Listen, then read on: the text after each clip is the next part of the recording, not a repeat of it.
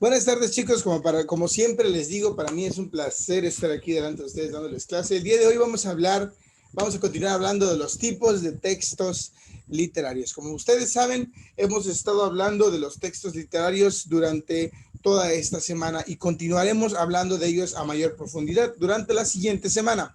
El día de hoy vamos a terminar con los tipos de textos literarios. Es cierto, yo les dije que había 4 tipos de textos y solamente hemos tenido solamente 3 clases, así que el día de hoy vamos a invertir el doble de esfuerzo y tratar de cubrir no uno, sino 2 tipos de textos diferente a como hemos estado haciendo en las clases anteriores, ¿no? Que habíamos estado viendo un tipo de texto y habíamos visto primero que los textos literarios eran todos los que pretendían utilizar la palabra para expresar ideas y diferentes visiones del mundo. Después mencionamos que entre los tipos de textos literarios que hay, ya hemos analizado y estudiado 2, los textos narrativos, que son todos los que cuentan una historia o una aventura o relatan un suceso a través de personajes, situaciones y lugares y momentos determinados. Y por último aprendíamos que el texto lírico, también conocida como la poesía, es un tipo de texto literario que también es muy popular por su uso de la palabra con fines estéticos y hermosos, ¿no? Y decíamos que la poesía es el uso y la manipulación de lo escrito para transmitir ya quizás no historias ni sucesos, sino experiencias, emociones y sentimientos. El día de hoy hablaremos de otros 2 tipos de textos literarios, pero vamos a iniciar con el texto dramático. Muy bien, chicos. Probablemente algunos de ustedes han escuchado alguna vez el término dramático, casi utilizado como un adjetivo. Muchos de ustedes quizás le han dicho a un compañero, es que eres bien dramático, o quizás a ustedes alguien les ha dicho, es que tú eres bien dramático. Y cuando dicen que alguien es dramático, enseguida piensas en que es una persona muy exagerada, que de un problema chiquito monta un drama y un asunto y un rollo. Bueno, pues los textos dramáticos en realidad tienen su origen también en el drama.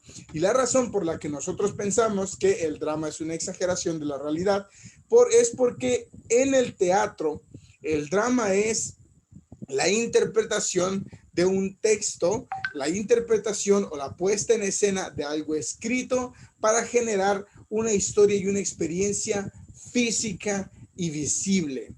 Hasta este momento, nuestro papel como espectadores ha sido relevante porque jugamos un papel activo en la lectura. Cuando nosotros leemos, somos nosotros quienes deciden realizar la acción de leer y es a nuestro propio ritmo, con nuestra propia imaginación, todo a lo que le damos volumen y énfasis quizás dentro de nuestras mentes. Leemos algo en un poema y nosotros decidimos qué sentir, leemos algo en una aventura y nosotros decidimos qué tan interesante o qué nos pareció o quizás cómo nos imaginamos todo lo que hay alrededor, el lugar en el que sucede, la aventura en el que ocurre, el aspecto físico de los personajes, etcétera, etcétera, etcétera. El texto dramático está escrito de una forma distinta a los textos anteriores. Se dice que el texto dramático consiste no en la capacidad que tenemos nosotros como lectores de leerlo, sino más bien en la capacidad de nosotros como espectadores que tenemos de ser testigos del texto teatral. Verán, el arte dramático es el arte de pararse en el escenario. A diferencia de los demás textos que están hechos para leerse, los textos dramáticos están hechos para interpretarse delante de una audiencia. Es decir, que es necesario que una serie de actores tomen el texto dramático y en base a él monten una obra en la cual nosotros ya no seremos capaces de imaginar ni los rostros, ni las actitudes, ni las formas de los personajes, porque hay una versión física de ellos delante de nosotros. El teatro se remonta a mucho, mucho tiempo atrás. El teatro más popular en las civilizaciones antiguas resulta ser el teatro griego, en el cual se ponían unas máscaras para interpretar las aventuras mitológicas y los héroes que ellos conocían, que a través de los cuales construían la historia y el origen de su propio mundo y su propia civilización. De ahí en más el resto es historia, señores. ¿Quién de ustedes ha ido al teatro alguna vez? Espero que hayan tenido la oportunidad de ir al teatro o de participar en una obra teatral, ya sea pónganlo, por ejemplo, en la iglesia haciendo la pastorela de Navidad o en la preparatoria como una optativa o donde sea que hayan podido tener una experiencia en la preparatoria, si nosotros estamos en la preparatoria, no sé qué sea, en la secundaria como una optativa, perdón, o cualquier otra experiencia que hayan tenido respecto al teatro, porque realmente es algo bastante lindo, tanto desde afuera como desde adentro, ¿no? Tanto ser parte de la obra como ir y ser, y ser testigo de una. Les dejo de tarea que vayan a una obra de teatro cuando tengan la oportunidad. Yo sé que estamos en unas circunstancias muy específicas y no podemos salir de casa, pero en cuanto esto se arregle, propónganse a ustedes mismos verse una obra de teatro. Les juro que no se van a arrepentir. No, uno nunca se arrepiente ni se aburre en el teatro. Muy bien. Ahora, el texto teatral es muy distinto a todas las formas de texto que hemos visto hasta este momento, porque el texto teatral está compuesto de una estructura y elementos completamente distintos a lo que nosotros conocemos. Primero que nada, la estructura del guión teatral tiene actos y escenas. Los actos se dividen en tres fases. Técnicamente son el inicio, el desarrollo y el final o la solución, pero se dividen en primer acto, segundo acto y tercer acto. Una obra teatral tiende a tener tres actos y cada acto representa un periodo en la historia o en la estructura narrativa del guión teatral. Es decir, el primer acto es la introducción, el segundo acto es el desarrollo y el tercer acto suele ser la solución final. En algunas ocasiones incluyendo un cuarto acto en forma de epílogo, pero no siempre sucede. También tenemos que considerar que cada vez que los actores entran y salen del escenario, se conocen como escenas. Son los momentos entre los cuales se cierra y se abre el telón para reconocer o cambiar la atmósfera dentro del lugar en el que los actores actúan. Como ustedes saben, chicos, el teatro tiene la habilidad de transportarse a diferentes posiciones sin que realmente se muevan. A esto se le conoce como escenografía. Y de la escenografía depende la posición geográfica en la que nosotros nos imaginamos a los actores en el teatro, ¿no? Entonces, en ese momento nosotros podemos transportarnos de un lugar a otro y cada vez que los actores entran y salen, pues la escena cambia. Ha pasado un periodo de tiempo, las circunstancias son diferentes o en algunas ocasiones estamos viendo o hablando con diferentes personas. Hay algunas obras teatrales que no incluyen los actos que se les determinan, pero hay otras que sí. Aquí tengo abierto un guión teatral, de hecho es una obra bastante sencilla, que en el ejemplo de esta obra, precisamente por su sencillez y su longitud, no incluye diferentes actos, pero una obra regulona, una obra normal, escrita por cualquier persona, debería contar con ellas. Bueno, me gustaría ofrecerles un guión teatral en el cual les pueda yo demostrar cómo se dividen los actos y escenas, pero se los voy a dejar pendiente porque no encuentro el guión de la obra de teatro que quería mostrarles. Ahora, algo interesante que tenemos que entender del guión teatral es que tiene una escritura dialógica, es decir, todo está escrito, nada está escrito con detalles, sino más bien por los diálogos y entendemos y la obra progresa a través de los diálogos que son escritos en ella. También existen en la obra acotaciones. ¿Qué son las acotaciones? Son las indicaciones que el creador de la obra o el autor de la misma deja para que los actores sepan cómo interpretarla o para que su obra sea reinterpretable en diferentes lugares. Miren, por ejemplo, este guión. En este guión podemos notar que aquí inicia, tiene el título y lo que tenemos enseguida no son los diálogos. Aquí está el nombre de un personaje con el diálogo que va a decir, pero no inicia directamente con el nombre del personaje. Inicia dando detalles. ¿De qué? De la escenografía y de la situación, dice. Un muelle, entonces ya sabemos en qué lugar se desarrolla. Al fondo los techos de las casas de los pescadores, aparece Azabache, que viene cantando acompañándose con su pequeña guitarra. Usa una bufanda azul, al darse cuenta que el público lo observa, hace un saludo y inicia la obra. Toda esta primera parte que no es un diálogo, que no es algo escrito, no está dirigido hacia las personas que ven la obra, sino las personas que la interpretan.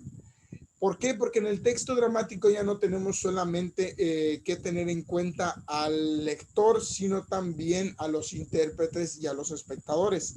es decir, a los actores y al público. Esto de aquí, esto que está escrito, el que tengo encerrado aquí, no es para el lector, no es para el espectador, es para el actor, ¿ok? Para las personas que están detrás o arriba en el escenario. ¿Qué son las acotaciones? Entonces son las indicaciones que deja el autor de la obra para los directores y actores que quieren participar en ella. Y después se encuentran los diálogos que de forma básica y general son lo que cada personaje busca o pretende decir en la obra. Entonces podemos iniciar acá el personaje y este es todo su diálogo. Como dice el diálogo, fíjense nada más que aquí inicia: buenas tardes, me llamo Sabache Moraleja, bla, bla, bla, bla. Muy bien, eso lo entendemos perfectamente. Ahora, fíjense cómo incluso entre el diálogo podemos encontrar otras pequeñas acotaciones encerradas entre comillas, que nos indican la forma en la que el actor deberá responder. Poseo dos tesoros, mi guitarra toca y mi voz canta.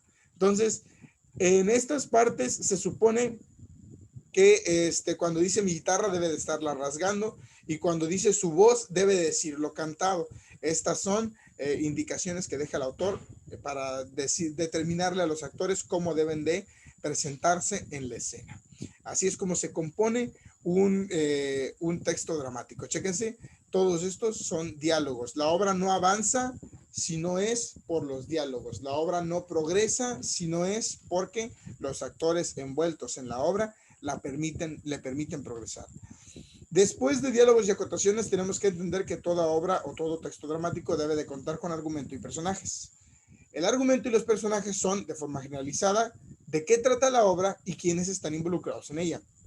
Como ustedes saben, podemos crear una sinopsis de cualquier tipo de aventura o medio escrito narrativo. Quiere decir que todo lo que cuenta una historia nos tiene que determinar o nos puede dirigir a través de un argumento. Como las películas, las obras de teatro también tienen argumento, es decir, una situación que desenvolverá un suceso desencadenante que provocará una batalla final o un cambio en los personajes para finalmente concluir con una solución que haya hecho cambiar o evolucionar a los personajes que conocimos en el principio. El mismo proceso o el mismo tema, podemos decir, que caracteriza a los textos narrativos. Una obra teatral posee un argumento y también posee personajes. La única diferencia quizás entre el texto dramático y el texto narrativo es que el texto dramático nos presenta a los personajes desde que inicia. En vez de que nosotros los podamos conocer a través de la experiencia de la narrativa, el texto dramático nos dictamina a los personajes desde el comienzo, nos dice quiénes van a ser los que se encuentran al principio.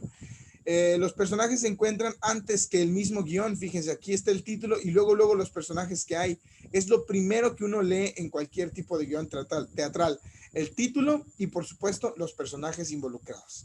Ahora, en este guión no, pero hay algunos guiones de teatro que traen características de los personajes. Por ejemplo, Roberto, un joven de 18 años que tiene una novia y tal, y bla, bla, bla. En algunos guiones de teatro se hace para que los actores puedan conocer mejor a los personajes que van a interpretar. Una vez más, porque si bien el texto dramático está hecho para ser presentado, no está hecho para ser leído, sino para ser interpretado. Por último, algo que tenemos que tener en consideración es que, como en todo, existen ciertas excepciones y los textos dramáticos no están exentos de ella. En algunas ocasiones, un texto dramático no estará compuesto de diálogos y no poseerá diferentes personajes. Es posible crear un texto dramático que no tenga más de una escena, que sea de un solo personaje y que no posea diálogos, es decir, lo que se conoce como un monólogo o soliloquio. Tal vez ustedes han escuchado la palabra monólogo porque durante un tiempo un conductor de televisión la utilizó como parte de su principal atractivo, pero un monólogo se da en el teatro cuando un solo actor sale e interpreta y habla hacia el espectador, dejando una experiencia teatral de inicio a final. Es complicado explicarlo en otras palabras, es cuando una sola persona sale y habla y habla y habla y esa es toda la obra. Y ustedes pueden pensar, ¿y cuál es el punto de esto? Los soliloquios y los monólogos son estas experiencias catárticas y complicadas que usualmente pueden ser muy interesantes. No digo que no lo sean, digo que lo son, digo que de verdad son geniales. A mí los monólogos y soliloquios me parecen unas genialidades. En Netflix hay una serie animada que se llama BoJack Horseman. Si alguno de ustedes la conoce, genial. Si ustedes no la conocen, pueden echarle una vista porque trata acerca de un mundo donde hay animales, ¿cómo se les dice? Con forma de humano, antropomórficos, y estos mismos forman parte del diario vivir. Trata en realidad acerca de un actor y sus experiencias, y hay un episodio en el cual fallece un familiar de este actor y el siguiente episodio son 30 minutos del personaje principal dando un discurso en el funeral de su madre y hablando y hablando y hablando, y yo jamás en mis 24 años de vida había visto que ninguna serie televisiva se atreviera a hacer un monólogo, un soliloquio, una experiencia catártica y dramática real, sensible y muy humana de un personaje pasando por un momento difícil. Usualmente así es como se hacen los monólogos. Existen muchas formas de monólogos, algunos son para entretener, algunos son para devastar. De verdad, yo los invito a que investiguen un poco más acerca del teatro. A mí me gustan muchísimo las obras teatrales, específicamente y mayormente los musicales. Soy harto fan de los musicales. Stephen Sondheim es uno de mis escritores de musicales favoritos. Me gusta mucho Mamma Mía, la verdad. Y espero que a ustedes también les pueda gustar el teatro en algún punto. Dice Juan José en el chat que gracias por el spoiler. De nada. Al menos dije que fue un familiar, no dije quién. Precisamente porque no quería spoilear. Solo tiene un familiar el personaje, pero bueno. Véansela la serie, chicos, es muy interesante. Muy bien, ahora, ya hablando de las características y los elementos que componen un guión teatral, yo creo que es muy fácil entenderlo porque quisiera decir yo, el tipo de guión teatral el tipo de texto literario que encuentra su complejidad más bien en la interacción y la interpretación de las personas, más que en qué tan creativamente lo escribes. Incluso hay autores cuyas obras literarias se ven modificadas con el tiempo gracias a la forma en la que los actores las interpretan. Entonces, su complejidad es menor mientras sepas lo que tus personajes van a decir. Es más, bueno, no sé, no estoy en posición para decir que su complejidad es menor. Quizás es menor a la hora de la lectura, pero a la hora de la escritura puede ser una experiencia mucho más drástica, porque tienes que encontrar una forma de hacer que la obra progrese a través del diálogo. Tampoco debe de ser muy sencillo. Todo texto literario tiene su propia ciencia, por así decirlo, pero yo creo que leer un texto dramático no es complicado. Creo que es fácil de hacer, pero no es muy entretenido. Les voy a decir la verdad, no es muy entretenido leer un texto dramático. Yo me leí Romeo y Julieta y qué aburrido fue. Hubiera sido 40 veces mejor. Pues es que no están hechos para leerse, están hechos para interpretarse, ¿ok? Entonces, de verdad que no es tan entretenido leer un texto literario. Perdón, un texto dramático. Ahora, los textos dramáticos están compuestos por estructura externa principalmente.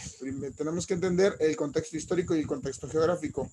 El lugar en el que la obra se desarrolla, porque el lugar en el que la obra se creó, y el momento en el que la obra se creó, porque es muy relevante entender que hay ciertas formas de diversidad cultural entre la manera en la que nosotros actuamos e interpretamos y las costumbres e interpretaciones y actuaciones que hacen otros actores en otros países.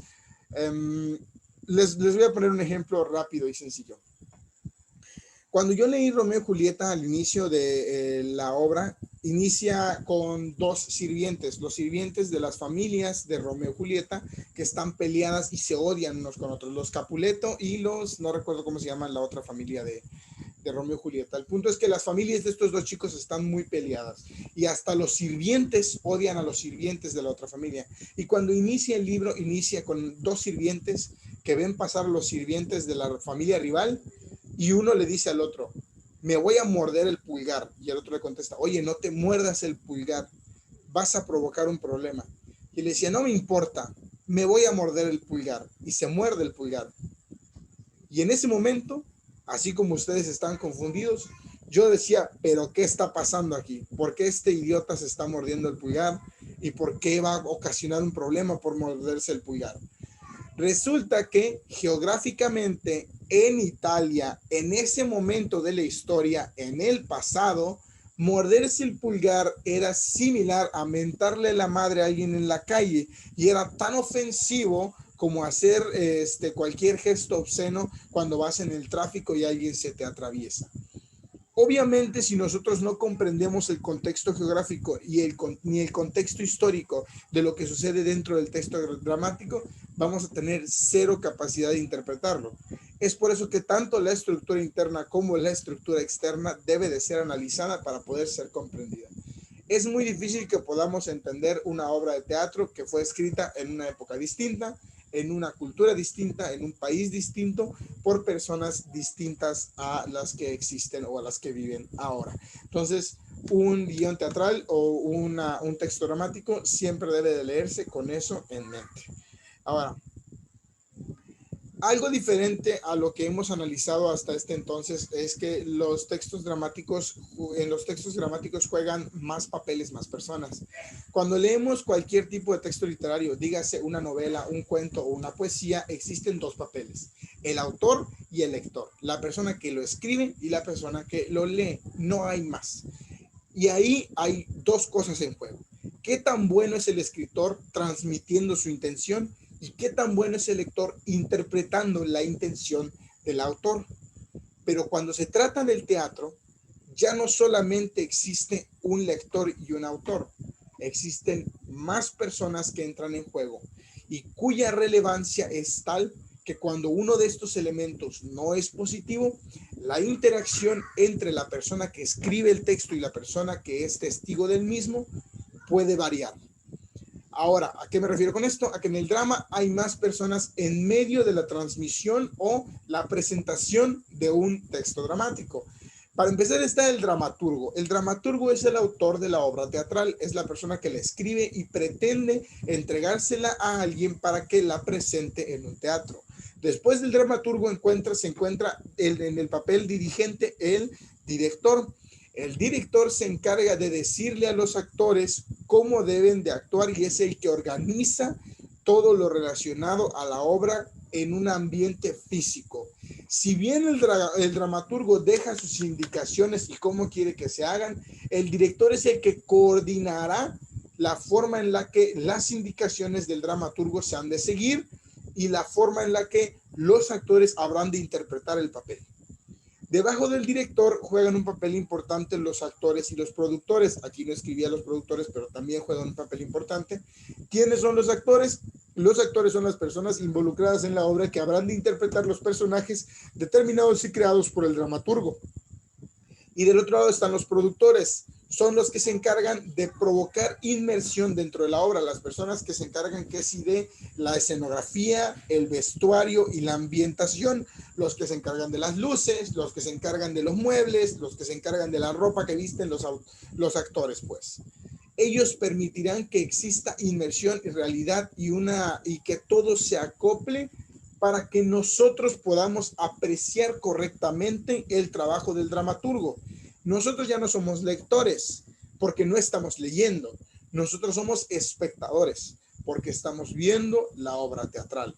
Entonces ya hay más personas en juego, es a un nivel mayor la interacción ahí y ya no depende tanto del autor y del lector en intención de interpretar, sino más bien del director y de los actores que también interpretan la obra de un dramaturgo, porque podría ser el mejor dramaturgo del mundo, pero si el director y los actores no hacen un buen trabajo, tú como espectador no vas a disfrutar la obra.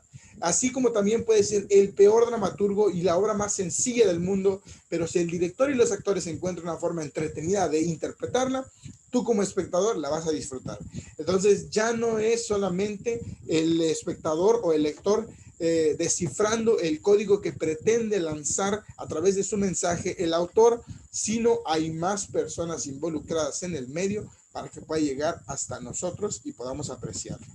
Véanse una obra de teatro, esa va a ser su tarea. El último tipo de texto literario que vamos a hablar el día de hoy es el texto ensayístico. Y les voy a ser completamente sincero. Si pasamos el texto dramático rápido, el texto ensayístico lo vamos a pasar más rápido, porque este tipo de texto lo vamos a ir conociendo un poco más a profundidad conforme avancemos en los siguientes días. Yo sé que probablemente ustedes ya saben que el ensayo es una forma de producción didáctica y académica. Profe, los ensayos no son literarios, son didácticos. Los ensayos son una de las formas de producción textual más flexibles que existen en el mundo. Si bien el formato del ensayo se puede utilizar para descubrir un nuevo material químico, un ensayo se puede utilizar también para tratar de descubrir por qué las tortas de cochinita son amarillas. Y ustedes van a decir, profe, eso suena muy tonto, y es que lo es. El ensayo es tan flexible que se puede adaptar a los dilemas más absurdos imaginables, así como también se puede adaptar a los dilemas menos científicos imaginables. Ustedes pueden hablar con un ensayo o escribir un ensayo de cualquier cosa, de experiencias personales, de gustos, de cuestionamientos científicos, filosóficos, etcétera, etcétera, etcétera. Ensayo viene de la palabra exagium, que era una palabra escrita en un antiguo latín que determinaba la habilidad que tenía una persona de convencer a los demás al hablar. Un ensayo tiene un formato expositivo argumentativo, eso ya lo saben, siempre pretenderá informar y al mismo tiempo convencer a los demás, y desde un punto de vista defiende todas las opiniones de quien lo escribe. El ensayo siempre será escrito para defender un punto de vista, para darlo, y por lo tanto se convierte en un tipo de texto subjetivo y personal. Es decir, como siempre estará dando una opinión, es la opinión del autor la más importante y el texto resulta en algo muy propio del mismo autor. Eso no significa que el ensayo esté exento de seguir ciertas reglas pertenecientes a su propio género. Un ensayo debe de tener, a pesar de ser subjetivo, una naturaleza crítica, es decir, que el autor no puede decir su opinión y simplemente dejarla ahí sin argumentarla, sino que el autor debe de, a través de argumentos, intentar pensar en una forma objetiva de hacerle ver a las demás personas que leen su ensayo que él tiene la verdad y la razón correcta. Por lo que un ensayo debe ser también claro y fundamentado, sencillo de entender y bastante completo para que las personas que lo leen puedan comprender al autor, entender lo que el autor quiere decir y además convencerse de que lo que dice el autor es verdad. Si lo que yo quiero defender es que las quesadillas tienen que llevar queso para hacer quesadillas, que no existen las quesadillas sin queso, tengo que ofrecer argumentos técnicos y reales, claros y fundamentados, que puedan no solamente defender lo que yo opino, sino convencer a cualquier persona que lea mi ensayo de que las quesadillas tienen que llevar queso, porque si no, eso nomás es un taco. Bueno, ese es el objetivo del ensayo en un aspecto general. Ya hemos estudiado anteriormente más o menos cuál es la estructura de un ensayo.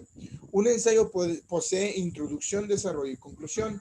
Y vamos a conocer posteriormente cómo es que cada una de estas partes consiste y posee cierta ciencia propia. Pero en aspectos generales, esto es lo que les voy a decir el día de hoy. En la introducción siempre se presentará la opinión del autor, en la cual o a través de la cual se generará una tesis o una hipótesis. Una tesis es un simple enunciado que presenta la verdad y la opinión del autor. Las quesadillas tienen que llevar queso. Esa es mi tesis, eso es lo que yo creo. Y durante la introducción me encargaré de dejar en claro cuál es mi opinión y por qué la presento en este ámbito. En el desarrollo, entonces, ya no incluiré lo que vamos a hablar en el ensayo, sino más bien este es el momento en el que debo exponer mis argumentos. Es como hacer una lista de las cosas que yo creo que van a ayudar a las demás personas a comprender por qué mi tesis es la correcta. Es por eso que decimos que el desarrollo del ensayo es el más persuasivo, es en el que más se pretende convencer a los demás y a los lectores.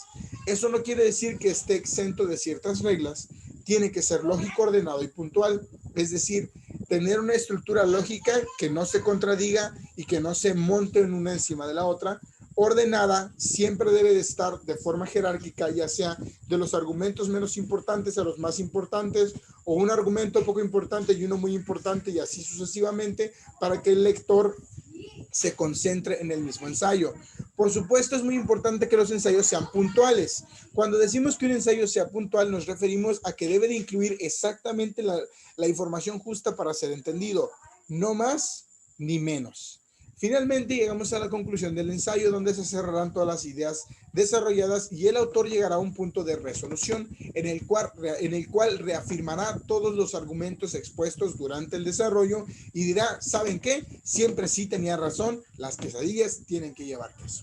Por supuesto, yo les estoy dando este ejemplo, pero a lo que quiero ir o a donde quiero llegar con todo esto es a lo siguiente. Existen múltiples tipos de ensayo, chicos. Muchos de ellos.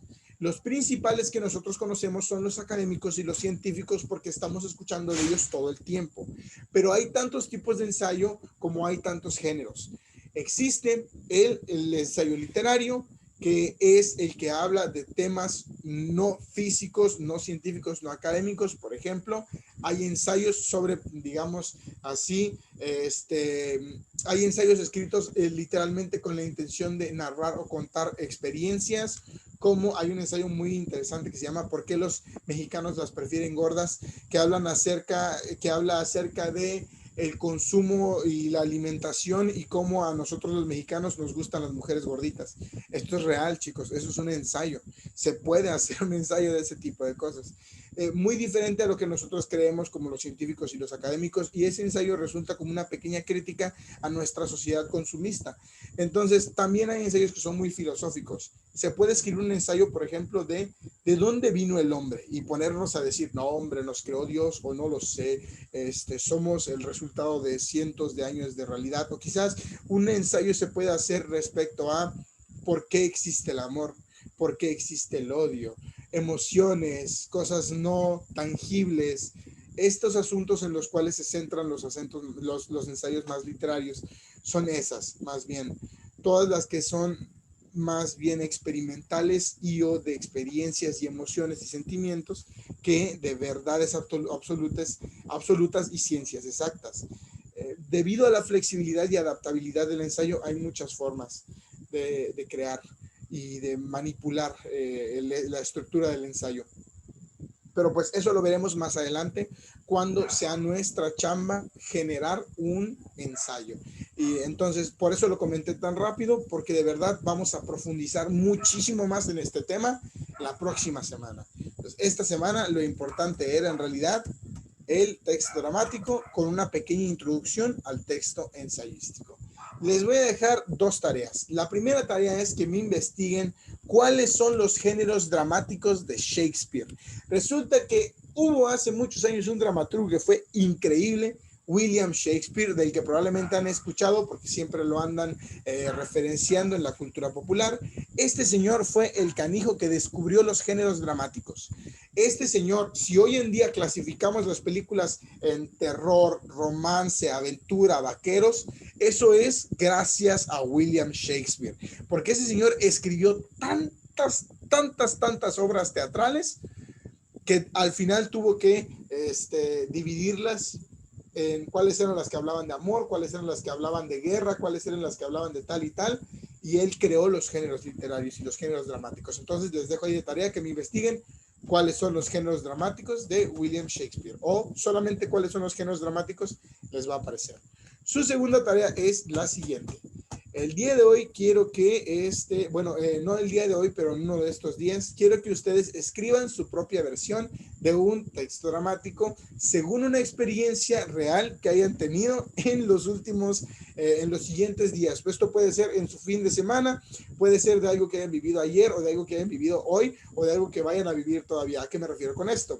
A que van a agarrar una conversación o una situación que hayan tenido ustedes en su casa con sus familiares o con quien sea que vivan y van a escribirla como si fuera una obra literaria. Tomen esta, por ejemplo, que yo le puse hablando en la cocina. Es una Es un texto dramático acerca de cómo yo entré a la cocina a platicar con mi mamá, ¿no? Y los personajes son mi jefa, mi abuelita y yo, ¿no? Así los escribí como tal. E inicia una acotación. Entra Rubén a la cocina, ese soy yo. La jefa se encuentra lavando el pollo. Dice ahí, Rubén, ¿qué onda, jefa? ¿Qué estás haciendo? Nada, jugando. Así me responde siempre mi mamá. Entonces, ahí les dejo de tarea que ustedes hagan algo similar. Escriban en un formato de texto dramático una conversación que tengan con sus mamás, con sus papás o con quien ustedes quieran. Ya se nos acabó el tiempo por hoy. Dudas y comentarios al WhatsApp, chicos. En cualquier momento se nos corta esta transmisión. Pero ya quedamos. Que tengan muy bonito fin de semana. Hagan sus tareas, por favor. Yo sé que les dejé un montón, pero hagan un esfuerzo. Sale. Nos vemos, chicos. Hasta el lunes. Disfruten su fin de semana. Pero hagan su tarea. Pero disfrútenla. Ahí nos vemos.